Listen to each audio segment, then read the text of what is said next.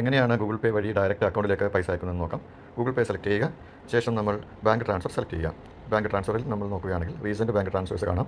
ഇത് നമ്മൾ നേരത്തെ തന്നെ അക്കൗണ്ടുകളിലേക്ക് അയച്ചിട്ടുള്ള ഡീറ്റെയിൽസാണ്. ഇനി പുതുതായിട്ട് നമ്മൾ അക്കൗണ്ടിലേക്ക് അയക്കുകയാണെങ്കിൽ എങ്ങനെയാണ് ചെയ്യുന്നത് നോക്കാം. ബാങ്ക് അക്കൗണ്ട് നമ്പർ എന്ന ഭാഗത്ത് നമ്മൾ അക്കൗണ്ട് നമ്പർ ടൈപ്പ് ചെയ്ത് കൊടുക്കുക. താഴെ IFSC കോഡ് ടൈപ്പ് ചെയ്ത് കൊടുക്കുക, അല്ലെങ്കിൽ സെർച്ച് ഫോർ IFSC എന്നുള്ളത് നോക്കുക. IFSC നമ്പർ കണ്ടുപിടിച്ചിട്ടാണ് നമ്മൾ അയക്കാൻ ഉദ്ദേശിക്കുന്നതെങ്കിൽ നമ്മൾ അയക്കാൻ ഉദ്ദേശിക്കുന്ന അക്കൗണ്ട് ഏത് ബാങ്കിലാണ് എന്ന് ആദ്യം ഉറപ്പുവരുത്തുക. ഉദാഹരണമായി നമ്മളിവിടെ സ്റ്റേറ്റ് ബാങ്കാണ് തിരഞ്ഞെടുക്കുന്നത്. നമ്മുടെ അക്കൗണ്ട് സ്റ്റേറ്റ് ബാങ്കിലാണ്.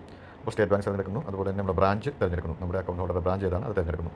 അപ്പോൾ നമ്മൾ തിരഞ്ഞെടുക്കുമ്പോഴേക്കും ആ ബ്രാഞ്ചിൻ്റെ IFSC കോഡ് വരുന്നതാണ്. അപ്പോൾ ആ IFSC കോഡ് ഉറപ്പുവരുത്തി കഴിഞ്ഞിട്ട് നമ്മൾ കണ്ടിന്യൂ എന്നത് പ്രസ് ചെയ്യുന്നു. കഴിയുമ്പോൾ നമുക്ക് IFSC കോഡ് വന്നിരിക്കുന്നത് കാണാം. അതല്ല എങ്കിൽ നിങ്ങൾക്ക് ഡയറക്റ്റ് IFSC കോഡ് ടൈപ്പ് ചെയ്ത് കൊടുക്കും ചെയ്യാവുന്നതാണ്.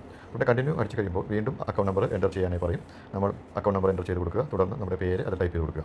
ഏത് അക്കൗണ്ടും ഈ വഴി അയക്കാവുന്നതാണ്. നമ്മുടെ ലോൺ അക്കൗണ്ടുകളിലേക്കും ഡയറക്റ്റ് പണം അയക്കാവുന്നതാണ്. ഇങ്ങനെ ടൈപ്പ് ചെയ്ത് കഴിയുമ്പോൾ പേര് ടൈപ്പ് ചെയ്ത് കഴിയുമ്പോൾ നമുക്ക് കൺഫേം ചെയ്യുക. കൺഫേം ചെയ്യുമ്പോൾ ഗൂഗിൾ പേ ഉടനെ തന്നെ നമ്മുടെ അക്കൗണ്ടിലേക്ക് എടുത്തു കൊണ്ടുപോവുകയാണ്. അതായത് പേയിങ് ടു ആവനേംസി എന്നാണ് കാണിക്കുന്നത്. സ്റ്റേറ്റ് ബാങ്കിലെ അക്കൗണ്ടാണ്. അപ്പോൾ ₹1 നമ്മൾ ടെസ്റ്റായിട്ട് അയക്കുന്നു. നമ്മളതിൻ്റെ റിമാർക്ക് എന്തെങ്കിലും ചേർക്കുകയാണെങ്കിൽ അത് സാധാരണ ഗൂഗിൾ പേ ചെയ്യുന്ന പോലെ തന്നെ നമ്മൾ റിമാർക്ക് ചേർക്കുന്നു. ശേഷം നമ്മൾ ഡൺ ചെയ്യുക അല്ലെങ്കിൽ കൺഫേം ചെയ്യുക ചെയ്യുന്നു. ഉടനെ നമ്മുടെ അക്കൗണ്ട് സേവിങ്സ് അക്കൗണ്ട് സെലക്ട് ചെയ്യുന്നു. ഡിഫോൾട്ട് അക്കൗണ്ട് അല്ലെങ്കിൽ നമ്മൾ ഉദ്ദേശിക്കുന്ന അക്കൗണ്ടിൽ നിന്നും പണം UPI വഴി സാധാരണ നമ്മൾ എങ്ങനെയാണ് ഗൂഗിൾ പേ ചെയ്യുന്നത് അതുപോലെ തന്നെ UPI പാസ്വേഡും പിന്നെ അടിച്ച് നമ്മൾ കൊടുക്കുകയാണ്. ഇങ്ങനെയാണ് നമ്മൾ നടക്കുന്നത്. ഇതുവഴി നമുക്ക് ഏതൊരു ബാങ്ക് അക്കൗണ്ടിലേക്കും നമുക്ക് പണം അയക്കാവുന്നതാണ്. അതായത് നമ്മുടെ ലോൺ അക്കൗണ്ടും ഓവർ ഡ്രാഫ്റ്റ് അക്കൗണ്ടും സേവിങ്സ് അക്കൗണ്ടും കറണ്ട് അക്കൗണ്ടും എന്ന് വേണ്ട ഏതൊരു അക്കൗണ്ടിലേക്കും നമുക്ക് ഈ രീതിയിൽ പണം അയക്കാവുന്നതാണ്.